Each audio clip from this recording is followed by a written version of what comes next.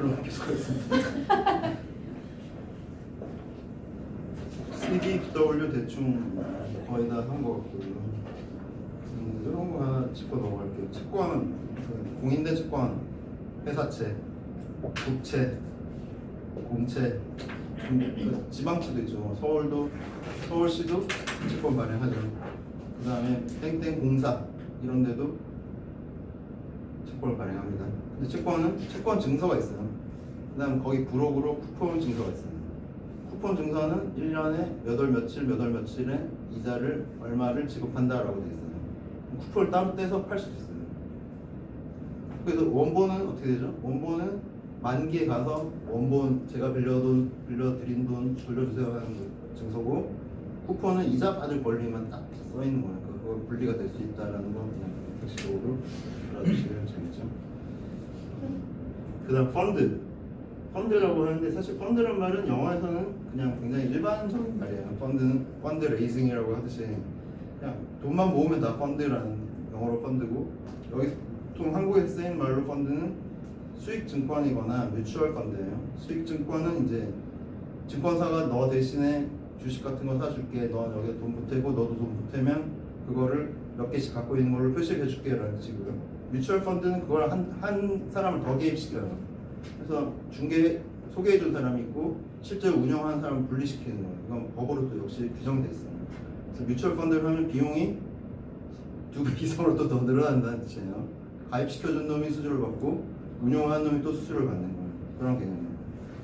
그래서 이런 두 가지를 보통 펀드라고 한국에서 지칭을 하는 거고요. 여러 가지가 있습니다. 폐쇄형 펀드가 있고 개방형 펀드가 있습니다. 폐쇄형 펀드는 금액을 들어가는 거 그대로 다시는 들어가지도 나오지도 못하게 하는 거예요. 그래서 전형적인 게 부동산, 그 다음에 SOC죠. 그래서 진짜 유명한 거 있죠. 맥쿼리 인프라라고. 뭐 아시는 분들은 아시겠지만, 이게 폐쇄형이니까 돈을 찾지는 못하지만 이걸 남한테 팔 수 있게 만들어 놓은 거예요. 그래서 주식처럼 거래될 수 있게 하기 때문에 유동성에 아무 문제가 없습니다. 그래서 폐쇄형 펀드는 미래에셋 부동산 관련된 것들, 그다음에 석유 관련된 것들, 그다음에 SOC 관련된 것들이 상장되어 있는 것들이 있어요. 폐쇄형 펀드는. 개방형 펀드는 이제 돈을 찾고 넣고가 자유로운 거죠. 보통 드는 건 우리는 주로 개방형 펀드를 들겠죠. 그다음 패시브 액티브 펀드가 있어요. 패시브 펀드는 그냥 지수를 그대로 움직이게 만드는 걸 패시브 펀드라고 하고요. 액티브 펀드는 펀드 매니저가 굉장히 잘났어. 난 너무 뛰어나. 나는 시장을 이길 거야. 시장이 5% 오르면 나는 7%할 거야 하는 게 액티브 펀드예요. 실제로는 그보다 못하죠. 대부분 99% 이상이 시장을 이기지 못합니다. 한국 펀드 매니저들은. 그 다음에 주식만 하는 게 주식형, 채권형, 둘 다 하는 거 분할형. 그 다음 국내 주식형, 해외 주식형, 그 다음에 바이오 펀드 이런 식으로 많이 있죠. 바이오 펀드, 대형주 펀드 이런 식으로 섹터 펀드가 있고, 그 다음에 농산물, 금, 원유 이런 것들에 대한 펀드도 있습니다. 이런 것들을 우리가 보통 쉽게 들 수 있는 펀드들이고요. 사모펀드라는 얘기가 뉴스에 많이 나오잖아요. 사모펀드는 49명 이하의 사람들 모아서 주식에 투자하는 걸 사모펀드라고 해요. 그래서 차이점은 일반 펀드는 10% 이상 한 종목을 가질 수가 없어요. 근데 사모펀드는 한 종목에 다 넣어도 돼요. 그 차이. 그래서 사모펀드는 한 회사를 들어가서 이 회사를 인수할 것처럼 해서 인수를 해서 다른 사람한테 판다든지 그런 식의 전략도 가능하고요. 어쨌든 몰빵을 해서 계획을 올리면 되는 거예요. 그게 사모펀드 스타일이고요. 헤지펀드라는 말도 역시 많이 쓸 텐데 사람들이 헤지펀드 정확히 뭔지 잘 모르잖아요. 헤지펀드는 개념은 연 확정 수익률을 정해놓고 운영하는 게 헤지펀드예요. 그러니까 시장이 어떻게 될지는 아무도 모르지만 나는 올해 10%를 너에게 줄게 라는 게 헤지펀드예요. 그래서 그러면 어떻게 해야 돼? 그냥 뮤추얼 펀드처럼 해서는 도저히 10%를 할 수 없어요. 특히 시장이 안 좋으면. 이럴 때 공매도도 하고 별 짓을 다 하는 거죠. 네. 그 다음에 헤지펀드는 사모펀드, 특히 헤지펀드는 돈을 빌려서 막 때려 넣어도 되는 거예요. 내가 자신 있다, 이번에 요 한 판으로 내가 끝내겠다, 이번 주에 그냥 다 끝내겠다. 그러면 돈을 막 이만큼 빌려와요. 자기가 갖고 있는 펀드를 담보로. 그래서 그걸 그냥 몰빵을 할 수 있어요. 어쨌든 이기기만 하면 되는데 종종 파산하겠죠. 그런 스타일입니다. 그리고 또 특징은 10% 주면 되잖아요. 20%가 발생했어요. 그럼 그 플러스 된 10%에 대해서는 이 펀드 매니저가 50에서 70% 정도 떼가요. 그게 특징이에요. 20% 수익 나면 20% 돌려주지 않아요. 처음에 설명했던 10%에다가 약간만 주고 그냥 넘어. 나머지 자기 다 먹어. 그게 헤지펀드. 거기까지 하고 1월 달에 존 보글님이 돌아오셨는데 뱅가드 그룹이라고 굉장히 큰 회사예요, 미국에. 그래서 이분은 금융업계의 어떤 그 기만과 탐욕을 고발하며 액티브 펀드를 절대 들지 말고 뱅가드 펀드는 다 수동적인 패시브 펀드예요. 그래서 ETF 형태로 상장돼서 거래되는 거예요. 그래서 잠시 후에 ETF가 나올 텐데 바로 뒤에 나오죠. 그래서 인덱스 펀드나 ETF의 선구자가 존 보글링입니다. 그래서 금융업계의 어떤 성자라고 하시는. 네. 근데 90세 일기로 돌아가셨습니다. 오래 살았네. 성자님. 부자로 오래 산 거예요? 부자였습니다. 그래서 수수료 떼이는 게 제일 안 좋다라는 걸 이분이 처음으로 주장하신 분이에요. 그래서 수수료가 실제로 복리 효과가 발생해요. 보통 이 금융업계 사람들은 자꾸 상품 가입시키려고 네가 이게 하면 배당도 받고 뭐 이렇게 주가도 올라가서 그게 복리가 돼서 장기 투자를 해야 된다는 식으로 얘기하지만 반대로 그분 중에 상당 부분이 수수료가 빠져나가니까 만약에 시장이 계속 몇 년 동안 지고 있는데 수수료도 계속 발생을 하는 거예요. 그러면 어마어마하게 손해를 보는 거죠. 지금 한국 상황이 똑같아요. 그래서 펀드를 하는 것보다는 ETF를 해야 되는 겁니다. ETF는 패시브 펀드이고 수수료가 훨씬 낮죠. ETF 펀드보다는. 그리고 또 보글님이 말씀하신 거는 포트폴리오를 무조건 많이 가지는 게 좋다. 그러니까 네가 한 100만 원밖에 없어도 10개, 20개, 30개 사라는 얘기예요. 그리고 이게 약간 일리가 있는 게 이게 무조건 좋을 수는 없잖아요. 그러니까 나쁠 경우를 대비해야 되는데 이걸 최대한 쪼개면 나쁜 효과도 상쇄되고 전체적으로 좋아지면 좋은 효과는 또 가져갈 수 있기 때문에 있는 대로 쪼개라라는 걸 또 말씀하신 게 특징적이에요. 그러니까 수수료를 최대한 내지 말아라. 그 다음에 최대한 쪼개야 된다. 그러면 그냥 주가지수 ETF에 가입하면 되는 거예요. 결론은. 그런 걸 하는 게 제일 낫다라는 말씀하셨어요. 그리고 펀드나 ETF 뭐 주의할 점은 뭐 ETF도 예전보다 상품이 되게 다양해져서 뭐 금도 있고 은도 있고 뭐 희한한 거 많이 있어요. 근데 주의할 점은 거래량이 하루에 2만 개, 3만 개 안 되면은 그 이하면 나중에 팔 수가 없어요. 살 때도 비싸게 사고 팔 때는 산 사람이 없어서 또 싸게 팔아야 돼요. 그걸 체결 오차라고 하는데 체결 오차가 발생하지 않도록 그다음 펀드도 마찬가지. 펀드도 약간만 규모가 줄어들기 시작하면 나중에는 제일 못하는 애한테 펀드 매니저 시킨 다음에 펀드를 나중에 청산하는 경우도 굉장히 많아요.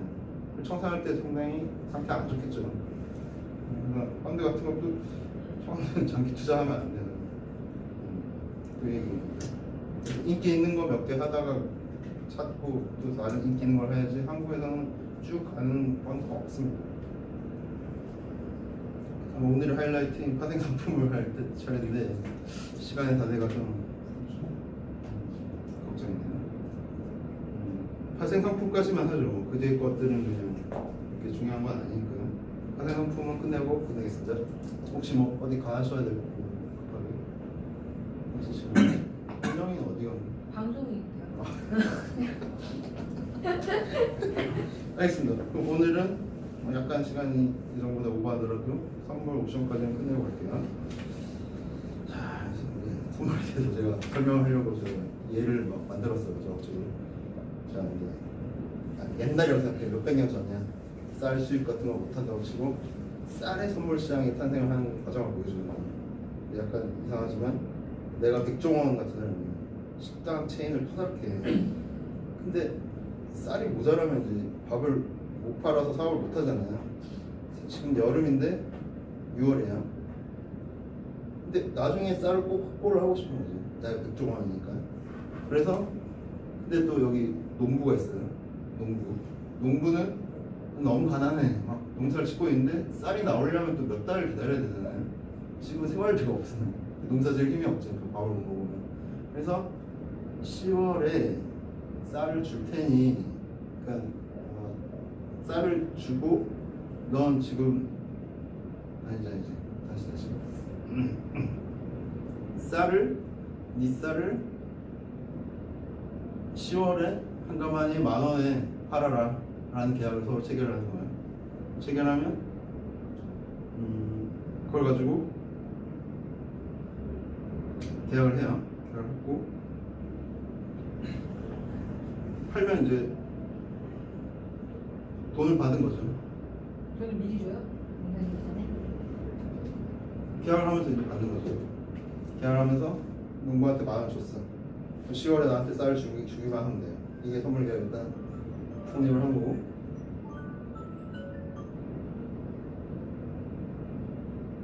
알람. 근데 여름에 갑자기 태풍이 왔어요. 태풍이 세 방이 왔어요. 세 방. 그럼 어떻게 됩니까? 쌀이 갑자기 막 가격이 확 올라가죠. 그러면 이 선물, 그러니까 10월에 쌀을 받을 권리를 제가 너무 올랐으니까 신난다고 다른 사람한테 팔아버려요. 그럼 이 사람이 나한테, 난 10,000원에 샀는데 그 권리를 이 사람은 나한테 20만 원 주고 사는 거예요. 왜냐면 쌀값이 그때 20만 원 넘어가니까 잠깐만요. 실제로 10월이 됐어요. 쌀이 하나도 없어요, 한국에. 그러면 결국은 이게 30만 원이 되는 거예요. 이 가치는 30만 원. 쌀 한 가마에 30만 원인데, 그럼 농부는 이 사람한테 쌀을 줘야 돼요, 무조건 한 가마니. 그럼 이 한 가마니로 시장에 팔면 30만 원 되죠. 그럼 나는 20만 원, 19만 원 벌었고 이 사람은 한 20만 원 벌는 거죠. 10만 원 벌는 거죠. 그게 선물 계약이에요.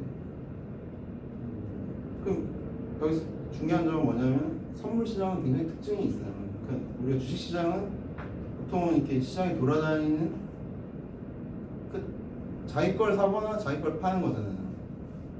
그러니까 주식을 내가 샀고 주식 다 갖고 있고 그다음 누가 이걸 팔려고 하면 팔고, 그러니까 제로에서 플러스가 되는 거잖아요, 주식시장. 근데 선물 시장은 아니에요. 그런 게 플러스 마이너스 제로가 되는 시장이에요. 그러니까 처음부터 매도를 하는 사람이 있는 거예요.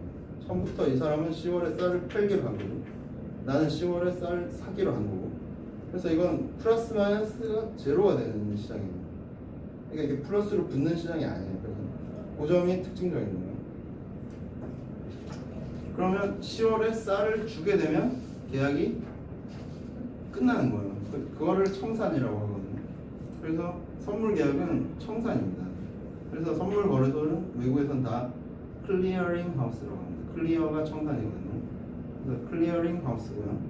그럼 자, 이런 식으로 여러 명들이 선물 거래를 옛날에 이제 시작을 했어요. 하다가 그러면 이제 쌀 청산, 선물 청산소가 생겼어요. 그럼 이제 농부가 너무 억울하지. 그때 너무 당했어. 29만 원 손해를 봤어요. 태풍이 와가지고 당장 먹을 돈이 없어서 10,000원에 팔았다가 29만 원을 빌려서 갚아야 되는 그런 상황이 됐고 되게 끔찍한 일이고. 근데 이제 농부가 한번 또 재기를 꿈꾸는 거예요. 이거 반대로 내가 또 29만 원 벌 수도 있지 않느냐 라고 생각하는 거죠. 야, 올해는 풍년이 확실해. 작년에 태풍이 너무 많이 왔으니까 올해는 안 올 거야. 자기 나름대로 이렇게 날씨 이렇게 분석을 해요. 백년치를. 그래서 올해는 풍년이야. 그러면 이 사람 또 무슨 짓을 하겠습니까? 쌀 선물 또 팔아버리겠죠. 잔뜩 있는 대로 자기가 농사 짓는 범위 밖에 것까지 파는 거예요. 동네 걸 다 팔아버리면 이 정도 양을 선물 매도를 해야 그럴 수 있죠. 그 다음에 아까 말했듯이 이걸 또 권리를 전매를 할 수 있으니까 쌀이 필요한 수요자도 아니고 쌀 농사를 짓는 사람도 아닌 사람이 팔거나 사거나 할 수도 있는 거예요. 그런 식으로 규모가 확대가 되는 거죠.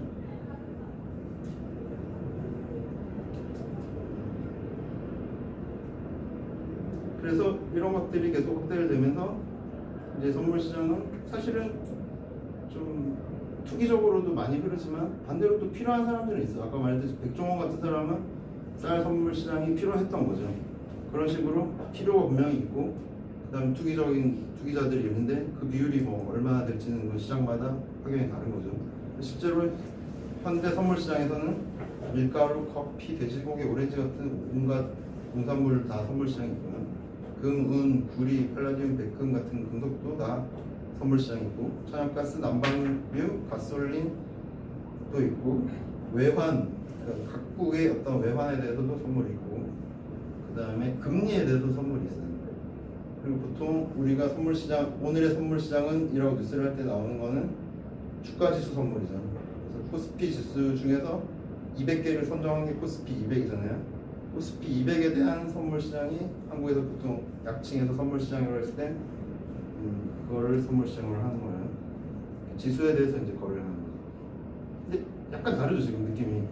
아까 것들은 실물이 있었던 거고, 지금 이제 금리, 그 다음에 외환, 그 다음 주가지수로 하면 이게 굉장히 추상화되는 거예요. 하지만 할 수 있어요. 만약에 어떤 식으로 하냐면 아까 얘기했죠. 미래 어느 시점에 가격이 얼마일 것이냐에 대한 미리 산정을 하고 거래를 하는 거잖아요. 주가지수도 미래 얼마일지를 산정할 수 있잖아요. 금리도 두 달 후에 금리가 얼마일지 산정할 수 있기 때문에 좀 추상적이긴 하지만 이런 거래들도 투기적으로만 하는 건 아니고 필요가 한 사람들이 생기는 거예요. 이게 사회가 복잡해져서. 그다음 이제 더 어려운 옵션인데, 옵션은 이제 선물 같으면 아까 청산일만 딱 지정돼 있는 거죠. 청산일에 정해진 물품을 이제 거래를 하면 끝나는 건데, 옵션은 이제 그 가격까지 정해놓은 거예요. 네. 청산일이 있고 가격이 정해져 있는 거예요. 자, 이제 쌀 시장으로 다시 돌아와서 이제 선물 시장이 발달한 뒤에 뭔가 약간 불편해. 더 좀 정교하게 거래를 하고 싶어. 그럼 쌀 옵션 시장을 누가 만들었어요. 그러면 이제 쌀을 11월에 한 가마니에 2만 원에 팔 수 있는 권리를 사고 팔고, 그 다음에 2만 원에 살 수 있는 권리를 사고 팔 수가 있어요. 그러니까 아까는 일방향으로 두 명이 거래했지만 이제는 막 되게 복잡하게 살 수 있는 권리를 살 수 있고, 살 수 있는 권리를 팔 수 있고, 팔 수 있는 권리를 살 수 있고, 팔 수 있는 권리를 팔 수 있게 돼요. 네 가지로 이제 복잡하게 만든 거예요. 그러면서 이제 투기성이 훨씬 증폭되는 거예요. 자, 2만 원에 이제 누가 샀어. 자, 이제 그러니까 팔 수 있는 권리를 누가 샀어요. 근데 8월까지는 풍작이에요. 그러면 이제 11월에 쌀값이 2만 원이 될 리가 없잖아요. 10,000원 정도가 보통 평균 가격으로 하면 쌀값이 8월에 한 2,000원 정도 떨어져 있어요. 그럼 이 11월에 2만 원에 팔 수 있는 권리는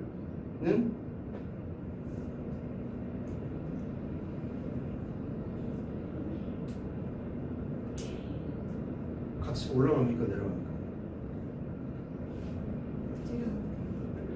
지금 올라가죠. 2,000원 되는데 2만 원에 팔 수 있는 거잖아요. 그 얘기죠. 다시 정리할게요. 2만 원에 11월에 팔 수 있는 권리가 8월에 쌀값이 폭락함으로써 풋옵션이 팔 수 있는 권리죠. 그러면 이 가치는 몇십 배 오르는 거예요. 왜냐하면 얘가 쌀이 있든 없든 상관없어요. 그걸 가지고 쌀을 동네 가서 사서, 내가 청산할 때 동네 가서 쌀을 사서 11월에 2,000원에 사잖아요. 그걸 그 다음에 이 풋옵션을 매수한 사람한테 가서, 야, 넌 매수자니까 내 걸 청산해줘. 그러면 얘는 2만 원 주고 2,000원짜리 쌀을 사야 되는 거예요. 그게 풋옵션이에요. 근데 9월에 갑자기 메뚜기 떼가 습격을 했어요. 그럼 쌀이 갑자기 없어졌어요. 되게 막 2,000원, 1,000원까지 갔다가 쌀이 3만 원 이상으로 막 올라요. 그럼 이 상황이 또 역전이 되는 거죠. 그러면 이제 또 콜옵션이 막 올라가고 풋옵션이 내려가는 거죠. 2만 원보다 더 쌀값이 비싸지니까 반대가 돼요. 뒤집혀요. 여기서 주의할 점은 옵션이라는 게 시간이 얼마나 무서운지를 보여주는 거예요. 시간이 많이 남아서 무슨 일이 일어날지 모르는 거예요.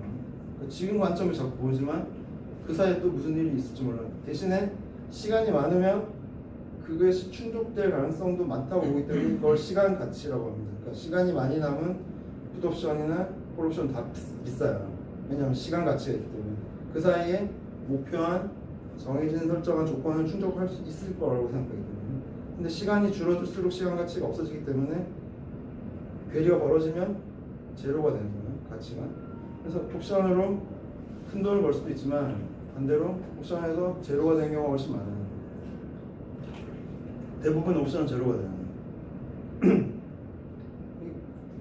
선물도 주가지수 선물이 대표라고 했듯이 한국에서는 옵션하면 주가지수 옵션이잖아요. 그럼 어떤 식으로 설정이 되어 있냐면 상품이 자 작년에 특정 시점에 2,600까지 갔나요? 재작년인가요? 2,600인데 갑자기 2,400으로 떨어졌잖아요. 어떻게 되냐면 옵션을 코스피 200을 코스피로 지금 치환해서 설명을 하는 거예요. 그럴 때 옵션 상품은 2,500에서 2,700까지만 대체로 설정이 돼 있어요. 근데 주가가 2,400으로 떨어지잖아요. 그러면 다 제로가 되는 거예요. 풋옵션은 대박이 나죠. 풋옵션은 초대박이 나고 콜옵션 다 제로가 되는 거예요. 왜냐하면 2,500도 안 되니까요. 주가가 2,500에 살 수 있는 권리는 제로가 되는 거예요. 굉장히 어렵죠. 근데 이런 100%잖아요. 그리고 레버리지를 쓸 수 있기 때문에 증거금의 몇 배까지 할 수 있잖아요. 그럼 돈 빌려서 갚아야 돼. 정확하게 말하면 100%가 돈이 날아가는 게 아니고 레버리지를 쓴 만큼 날아가요. 그러니까 증거금의 3배를 쓰면 그 증거금까지 3배까지 돈을 빌려와서 갚아야 돼. 거의 필요 없는 상품인데. 아니 그걸 지금 설명한다고 필요가 있거든요. 근데 레버리지를 안 해도 추가로 돈이 날아갈 수 있나? 예를 들면 콜옵션을 2,500에 걸어놨는데 이게 쭉쭉쭉 떨어져서 1,500까지 갔어. 제가 걸어놓은 돈보다 아 그런 건 없어요. 그건 잡을 잔고에 생각. 있는 만큼 없어서 잔고를 넘어서 아니 사고 파는 거잖아요. 아 근데 반대는 있으니까 콜옵션을 팔았는데 쭉쭉쭉 올라가죠. 그럼 손해는 이론적 손해는 무한대예요. 근데 제가 콜옵션을 가지고 있어요. 샀어요. 네. 콜옵션을 샀는데 근데 2,500 에서 콜옵션인데 1,500이 됐다. 네. 그냥 영원히 되면 끝이죠. 뭘 돈 더 낼 필요 없어요. 근데 그걸 나중에 계속 들고 있을 수는 있는 거예요. 증권 영원히 뭐 들고 있으고 어차피 못 팔아요. 나중에 이제 주가가 다시 이렇게 올라오면은 그러니까 시간 가치라는 아, 게. 그러니까 주가가 오를 게 확실해서 샀는데 만기일이 언제냐가 중요한 거예요. 네. 마치 반대 매매처럼 그 만기일이 도래하지 않으면 반대 매매처럼 이게 사라진다든가 이건 그런 건 아니죠. 없어요. 그냥 계속 존속하고 만기일에 정리가 되는 거예요. 그 조건을 충족하면 그 돈만큼 그걸 팔았던 사람이 지급을 해야 되는 거예요. 그럼 이걸 왜 공부를 하느냐? 자, 지금 여기 써 있잖아요. 파생 상품이 하루에 45조가 거래돼요. 근데 이건 장외 파생 상품, 그러니까 개인 간 거래를 개인이나 기관 간 비공식 거래를 제외한 거예요. 순전히 이 HTS, MTS에서 거래되는 게 45조라는 얘기예요. 하루에 선물이랑 옵션이랑 이런 거 있어요. 개별 종목 선물도 있고, 그러니까 예를 들어 현대차 선물도 있어요. 현대차 옵션도 있고, 삼성전자도 있고, 그런 식으로 다 포함되고 하지만 주로는 주가 지수에 대한 거예요. 대부분. 이게 45조예요 하루에. 근데 코스피는 하루에 5조 정도예요. 근데 예전부터 하는 말이 파생 시장이 자꾸 본 시장에 영향을 미친다. 꼬리가 자꾸 몸통을 흔든다라는 말이 옛날부터 되게 많이 쓰였는데 이쯤 9배 차이 나는데 이쯤 되면 도대체 파생 시장이 꼬리라고 할 수 있느냐? 파생 시장에 대해서 기본적으로 잘 알고 있어야 주가 흐름에 대해서 이해를 할 수가 있고, 그 다음에 좀 더 실력이 좋아지면 이런 거를 우리가 개인적으로 또 상품을 구성해서 위험한 것들을 회피하는 수단을 쓸 수 있어요. 예를 한번 들어볼게요. 어떤 특정인이 거론되지 않도록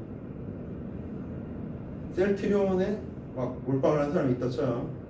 근데 한 1년만 보유할 계획이에요.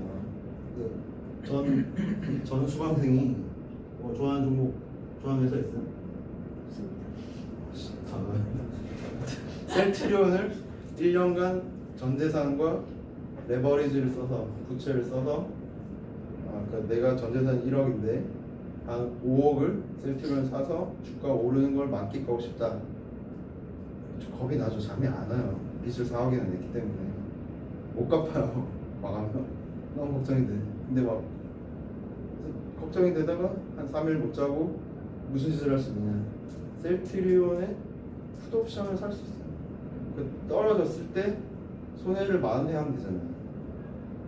굉장히 많이 떨어지면 많이 떨어진 만큼 옵션은 거의 막 몇백 몇천 배로 움직이기 때문에 셀트리온이 폭락하는 데 대한 풋옵션을 사놓으면 한 1,000만 원만 사도 아니 한 1,000만 원 너무 싸죠. 그래도 한 5억 때렸으니까 너무 겁이 난다. 5천만 원 정도 사 그러면 풋옵션 사. 그래서 폭락하면 더 좋아 라는 식의 상품을 구성할 수 있게 돼. 그래서 가만 냅두면 5천만 원 그냥 버린 거지만 4억 5억이 수익률 20% 정도 되면 1억 되잖아요. 자, 기대한 대로 20% 수익 거뒀어. 그럼 5, 20, 1억 됐고, 그 다음에 원금은 그대로 있으니까 돈 갚고 1억 남죠. 그 다음에 5천만 원 풋옵션 때린 거 빼면 5천만 원 수익이 끝나는 거예요. 1년 동안 그렇게 거래를 하는 거예요. 뭔지 알겠죠? 그러니까 옵션이라는 게 위험하지만 이 자체 이것만 하면 돈이 자꾸 없어져요. 1억 있는데 옵션만 계속 사면 이 돈이 1억이 100만 원 돼요. 순식간이에요. 일도 아니고. 그렇게 하지 말고 방금 말씀드렸듯이 잘 짜보면 이걸 가지고 활용할 수 있는 툴이 될 수 있다. 그리고 두 번째는 아까 말씀드렸듯이 분명히 현물 시장이 꼬리가 된 지 오래기 때문에 몸통에 대해서 관심을 가지고 연구를 해보자까지 하겠습니다. 오늘은 네, 수고하셨습니다. 그렇군요. 이제 알고.